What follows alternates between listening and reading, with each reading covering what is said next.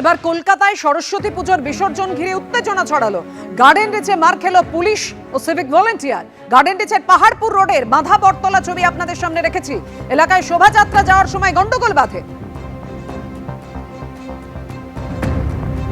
কথা বলবো, আমাদের সঙ্গে রয়েছেন সরাসরি আমাদের প্রতিনিধি পার্থ প্রতিম ঘোষ। পার্থ, এক তো গন্ডগোল কি কারণে বাঁধলো, আবার পুলিশ আক্রান্ত?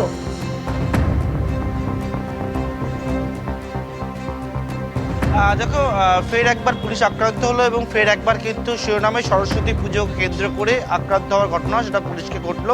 কারণ হচ্ছে, তুমি দেখেছো এ রাজ্যে একেবারে এবছর সরস্বতী পুজো আয়োজন হয়, সেক্ষেত্রে দেখেছিলাম যে ছবি, সেটা যে পুলিশি নিরাপত্তা ঘেরাটোপের মধ্যে যোগেশচন্দ্র চৌধুরী কলেজে জেলায় জেলায় বিভিন্ন জায়গায় পুলিশের উপস্থিতিতে একেবারে সরস্বতী পুজোর আয়োজন হয়। এবারে পুজোর বিসর্জন, সেখানেও পুলিশের ওপরে চড়াও হওয়ার মতো অভিযোগ সেটা উঠছে। গার্ডেন রিচে আমরা রয়েছে, এটা শিবনগর ইয়াংস্টার ক্লাব, এবং সেই শিবনগর ইয়াংস্টার ক্লাবের গতকাল রাত্রেবেলা নিরঞ্জন জন্য সরস্বতী প্রতিমা যখন এখান থেকে বেরোয় এবং বিচালি ঘাটের দিকে যাচ্ছিল, সেই সময় অভিযোগ যে গন্ডগোল, এবং সেই গন্ডগোলের সময় পুলিশ যখন চলে আসার পরবর্তীকালে গার্ডেন রিচ থানায় একজন সাব ইন্সপেক্টরকে এবং একজন সিভিক ভলেন্টিয়ার, মহিলা সিভিক ভলেন্টিয়ারের ওপর চড়াও হওয়ার মতো অভিযোগ সেটা কিন্তু ওঠে এবং দুজনকে আক্রান্ত হতে হয়, মারধর করা হয়। পরবর্তীকালে এসএসকেএম হাসপাতালে নিয়ে যাওয়া হলে চিকিৎসকের কাছে তারপরে চিকিৎসা হয়। আপনারা গতকাল রাত্রিবেলা বিসর্জনের সময় ছিলেন, কি হয়েছিল? এই ঢাকিয়ালাদের সঙ্গে ঝামেলা হওয়াতে, যার জন্য আমরা ফেসে গেলাম। আমাদের কমিটির লোক ছাড়াতে গেছিল, কমিটির লোক তার বুঝতে পারিনি যে উনি পুলিশ, ওনাকে মেরেছে। ছিল না, সাদা পোশাকে ছিল, সাদা পোশাকে ছিল।